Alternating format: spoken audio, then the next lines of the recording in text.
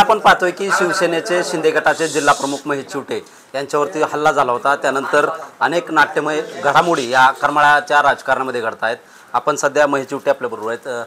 काय सांगाल दादा, काल हल्ला झाला होता, बराच वेळ गेला, संध्याकाळ झाली, 8 वाजले होते, तरी याबाबत FIR झाला नव्हता, परंतु आता नेमका FIR झाला आहे का, कशा पद्धतीनं गुन्हा नोंद केला आहे? FIR दाखल झालेला आहे। माझी मुख्य मागणी होती की ज्याने माझ्यावर हल्ला केला आहे त्याच्यापेक्षा हल्ल्याचा जो सूत्रधार आहे त्याला आरोपी करा, त्याला अटक करा, त्याचे सगळे कॉल रेकॉर्डिंग चेक करा।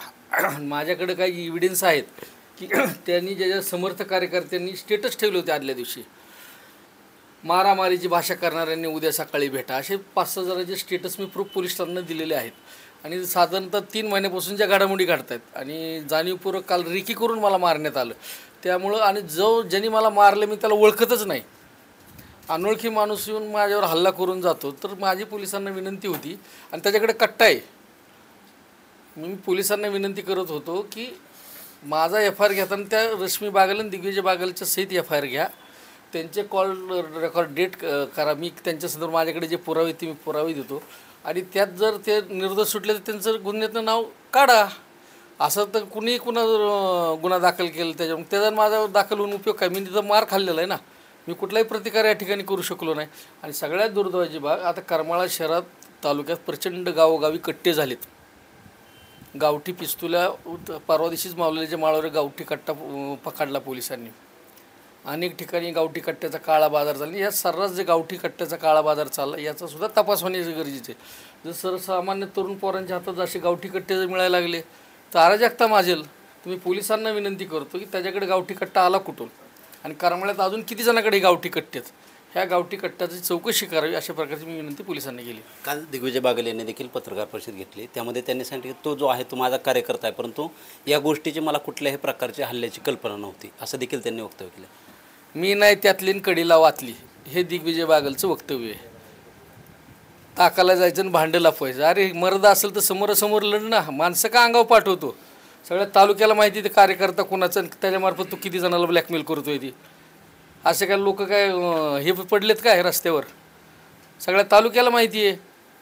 असा अनोळखी माणूस सहज विनाकारण माझी गाडी आडवी लावतो, बेदम मारहाण करतो, जीव प्राणघातक हल्ला करतो, काय संबंध आहे त्याचा माझा?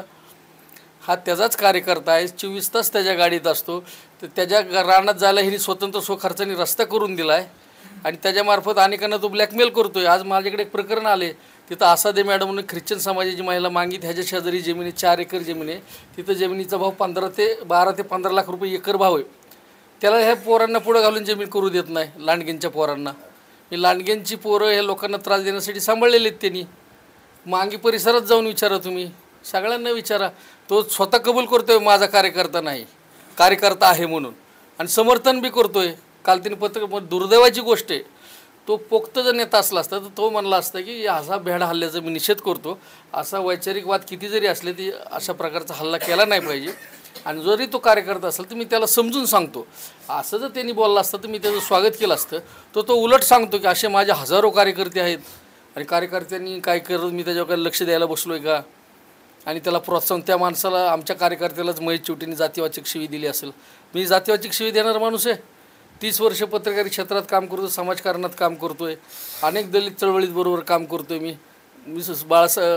डॉक्टर बाबासाहेब आंबेडकरांच्या संविधानाने चालणारा माणूस आहे, कायदा मला कळतो आहे, काहीतरी बोलायचं न खोटं करायला लावायचं, मग मला त्याला एकच म्हणणं आहे, तू मी नाही त्यातली कडीला आतलीसारखं बघू नको, तुझा बाप काय होता, तुझ्या बापाने राजकारण काय केलं, किती 18 पगड जातीला सोबत घेऊन सर्वांना संयमाने राजकारण केलं, आणि तू सुपाऱ्या देऊन जर माणसं खलास करायला निघाला तर देव तुला क्षमा करणार नाही।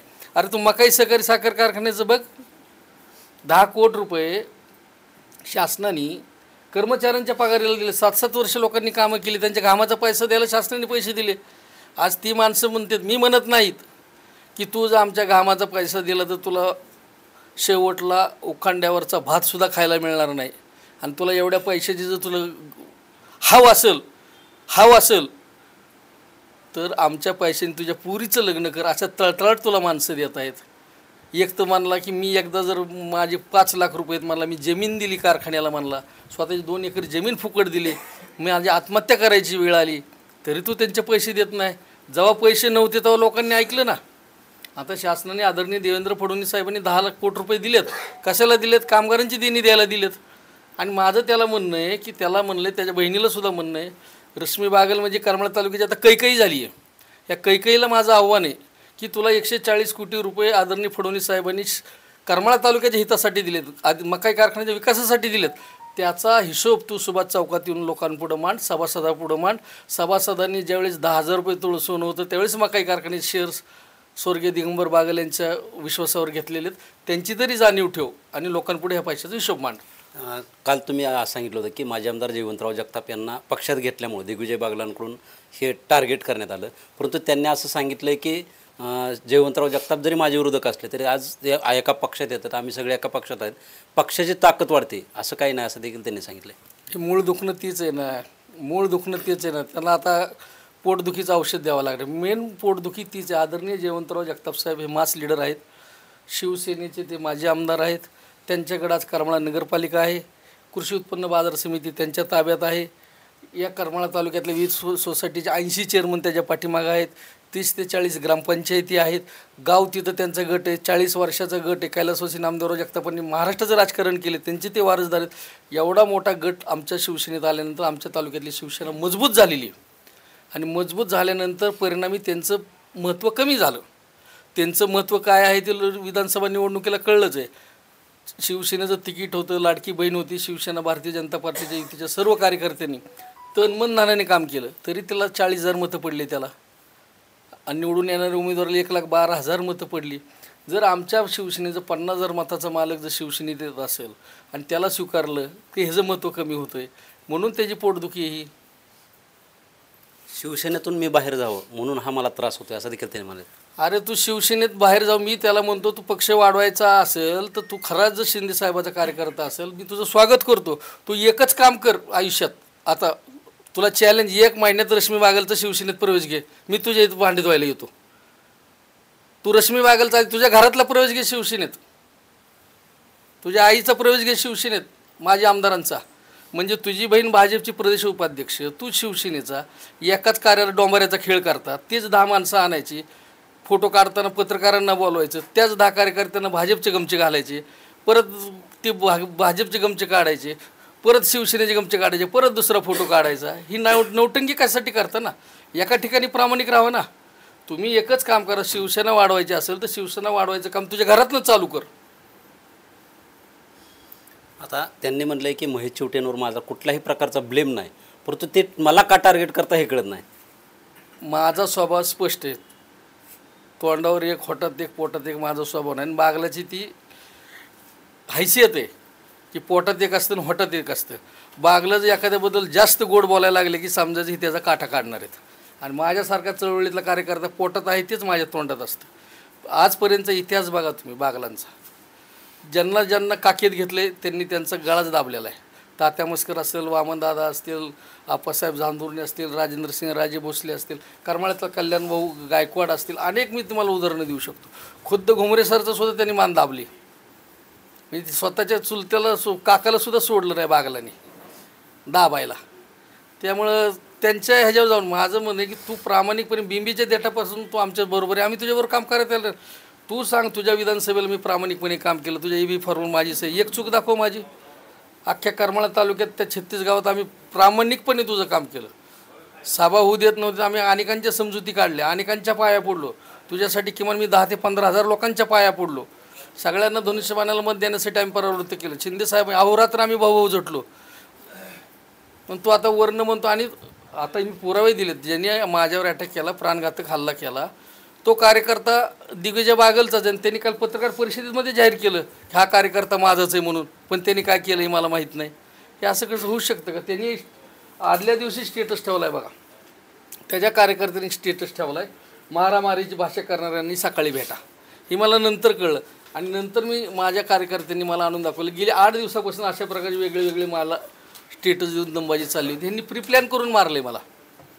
आता आपण पाहतो की यापूर्वी जे करमाळ्याचे आमदार नारायणआबा होते ते देखील शिवसेनेत होते, परंतु चिवटे कुटुंबियाच्या म्हणजे तुमच्या त्रासानंच त्यांना ही शिवसेना सोडावं लागली असं देखील त्यांनी वक्तव्य केलं आहे. त्याला म्हणून आधी तुझ्या ताटातलं बघ. आदरणीय नारायणआबा पाटलांचं बी शिवसेनेत होते, त्यांच्यावर आदरणीय एकनाथ शिंदे साहेबांचं प्रेम होतं. आदरणीय नारायण आबांना ज्यावेळी 256 मतांनी निवडून आले त्यावेळेस मी जीवाचं रान केलं, उपजिल्हा प्रमुख पदाचा राजीनामा दिला. आदरणीय एकनाथ शिंदे साहेबांची सगळी ताकद नारायण आबांच्या पाठीमागे उभा केली. त्यांना निवडून आणण्यात माझा खारीचा काय सिंहाचा वाटा आहे आदरणीय नारायण आबांनी सुभाष चौकाच्या सभेत सांगितलं. आणि कालच्या वेळेससुद्धा पराभव झाला त्यावेळेस त्यांना त्यांचं तिकीट कट झालं. त्यावेळेससुद्धा या ठिकाणी नारायण आबांच्या साथीने आम्ही शेवटपर्यंत ठामपणे उभा राहिलो. नारायण आबांचं आमचं कसलाच वाद नाही आहे, पण त्यावेळेस प्राप्त परिस्थितीत महायुती होती आणि करमाळ्याची जागा राष्ट्रवादी काँग्रेस पार्टीकडे जात होती. लोकसभेला राष्ट्रवादी काँग्रेस पार्टी शरद पवार गटाची हवा होती. त्यावेळेस ते दोन्ही काँग्रेस एक होते. नंतर विभागणी झाली. त्यावेळेस त्यांनी आता ही विद्यमान जागा संजय मामा शिंदेला जाणार राष्ट्रवादीतनं अशा प्रकारची प्राप्त परिस्थिती झाली. त्यांनी त्यांच्या पातळीवर त्यांना आमदार होण्यासाठी योग्य निर्णय घेतला आणि त्यांनी योग्य निर्णय होऊन त्यांच्या राजकारणात ते सक्सेस झाले, आमदार झाले. तुमचं काय झालं? पक्षाने तिकीट देऊन तुम्ही 40,000 मतं आणि तुम्ही एवढी नीच कृती केली की आदिनाथ सहकारी साखर कारखाना संजय मामा शिंदेनी चॅलेंज करून चालवतो म्हणून मी सांगितलं होतं आणि संजय मामांनी कारखाना चालवला असता. केवळ संजय मामांनी जर कारखाना सक्षमपणे चालवला तर संजय मामा शिंदेंचा गट मोठा होईल, आपला गट संपवेल, आपले सगळे कार्यकर्ते संजय मामाकडे जातील. यामुळे संजय मामाकडे कारखाना गेला नाही पाहिजे. मग तो कारखाना करायचा, नारायण आबांच्या ताब्यात द्यायचा. नारायण आबा 5 वर्ष आमदार आहेत, त्यांना माहिती एकदा आदिनाथ कारखाना त्यांच्याकडे दिला तर परत आपण वरनं काड्या करायच्या, आदिनाथ कारखाना बंद पाडायचा आणि नारायण आबा पाटलांचं आमदारकीपेक्षा कारखान्यात जास्त मन गुंतलं पाहिजे आणि नारायण पाटलांची पार्टी आदिनाथच्या माध्यमातून बदनाम झाली पाहिजे. म्हणजे एका ह्यांच्या राजकारणासाठी ह्यांनी आदिनाथ आणि मकाई दोन्ही कारखान्याचा बळी दिला. कारण ह्यांचा मकाई चालूच होणार नव्हता आणि मकाई बंद आणि आदिनाथ चालू झाला असतं त्यांचं नाक कापलं गेलं असतं. त्यामुळे जाणीवपूर्वक ह्यांनी आदिनाथ बंद पाडण्यासाठी आबांच्या ताब्यात दिला. आणि आदल्या दिवशी रात्री त्यांनी स्वतः माझ्याकडे क्लिप आहेत, सगळ्या तालुक्याला माहिती आहेत. आदल्या दिवशी रात्री सगळ्यांना फोन करून सांगितलं की नारायण आबांना मत द्या. पहिलं इलेक्शन आहे बागलानी, आदिनाथ कारखान्याचं शेवटपर्यंत घराच्या बाहेर पडले नाहीत. आणि एखादी मुलगी दोघाला कसं खुणवती, माझं तुझ्यावर प्रेम आहे, माझं तुझ्यावर प्रेम आहे, तसं बागल गट दिवसा संजय मामाला फोन करायचा मी तुमच्या पाठिंबा देणार आहे आणि संध्याकाळी आबाला फोन करायचं मी तुम्हाला पाठिंबा देणार आहे. आणि दोघांना भुलवत ठेवलं आणि ही फसवणूक त्यांनी तालुक्याच्या जनतेची केली. तालुका आज दोन्ही साखर कारखाने चालू झाले असते तर 10 ते 12 लाख टनाचं गाळप झालं असतं. नुसतं आदिनाथचं चाक जरी फिरलं असतं तर बाहेरचं बारामती ॲग्रो सगळ्या कारखान्याला टनाला 200 रुपये शेतकऱ्यांना जास्त द्यावा लागले असते. शेतकऱ्यांचा फायदा झाला असता. पण आता बाहेरच्या कारखान्याला, प्रायव्हेट कारखान्याला माहिती झाले की करमाळ्यातल्या ऊसाला कोणी वाली नाही, आता फुकट भावात 5 वर्ष कारखान्यातला ऊस द्यावा लागणार आहे. आणि सगळं पाप रश्मी बागल कोलतेचं कारणच नव्हतं. संजय मामा शिंदेनी त्या बैठकीला मी होतो, माझ्याबरोबर सगळे होते, 7 जागा बागल गटाला देत होते आणि 7 संजय मामान बागलांची जर युती झाली असती तर कारखाना निवडून आला असता, कारखाना चांगला चालला असता, सगळ्या गोष्टी सुरळीत झाल्या असत्या. पण ह्यांना फक्त नासवायत पटायचं बघा. बागलं चांगलं दही ह्यांना तूप कधी करताच येणार नाही, नासवायला 1 नंबर आहेत बघा. आदिनाथ बी ह्यांनीच पाप केलं, मकाईचं बी ह्यांनीच पाप केलं. आता आपण पाहतो की काल तुमच्यावर हल्ला झाला, त्यानंतर आपण वरिष्ठांशी उपमुख्यमंत्री एकनाथ शिंदे असतील यांच्याबाबतशी काही चर्चा झाली का? झाली ना. मला स्वतः एकनाथ शिंदे साहेबांचा फोन आला होता. मी घटना त्यांना सांगितली, त्यांनी मला सांगितले मंगळवारनंतर मुंबईला ये. त्यानंतर आदरणीय भरत गोगावले साहेबांचा मला फोन आला, संजयजी माशिलकर साहेबांचा फोन आला, आमचे सचिव संजय मोरे साहेबांचा फोन आला, उदय सामंत साहेबांचा फोन आला, ज्योतिताई वाघमारे हे तर करमाळ्याला आल्या, आदरणीय जयवंतराव जगताप तर माझ्यापाशी येऊन अर्धा तास बसले. महेश घाबरू नको म्हणले, शेवटपर्यंत मी तुझ्या पाठीमागे. ही काळ त्यांनी एक शब्द लय भारी वापरला, म्हातारी मेली तरी चालेल पण काळ शोक होता कामा नये. आणि त्याच दृष्टीने मी जरी काल मार खाल्ला असेल, माझ्या जीवावर बेतलं होतं, मार खाल्ला मी मकाईच्या सभासदांसाठी खाल्ला, मकाईच्या कर्मचाऱ्यांना पगार मिळावा म्हणून खाल्ला, शेतकऱ्यांचे प्रश्न सुटावेत म्हणून खाल्ला आणि ह्यांचे जे भ्रष्टाचार आहे, ह्यांची जी प्रकरण ती जनतेपुढे यावेत ह्यासाठी मार खाल्ला. ह्याचा मला स्वाभिमान आहे. आणि मी नुसता मार खाल्ला जरी असला तरी मी संविधान मानणारा माणूस आहे. मी माझ्या लेखणीतनं आणि माझ्या विचारातनं त्यांना असं म्हणजे त्यांचं सगळं उघडं पाडणार. नक्कीच या ठिकाणी पाहतोय की आपण या ठिकाणी जे आहे ते शिवसेने जिल्हाप्रमुख महेश चिवटे आपल्याबरोबर होते. यांनी देखील या कालच्या घटनेनंतर उपमुख्यमंत्री एकनाथ शिंदे देखील यांनी देखील यांच्याशी चर्चा केली असून मंगळवारनंतर देखील त्यांची याविषयी भेट होणार असून नेमकं पुढे काय घडणार हे देखील यावेळी पाहणं तितकंच गरजेचं राहणार आहे. शीतलकुमार मोठे, TV9 मराठी, करमाळा, सोलापूर. हे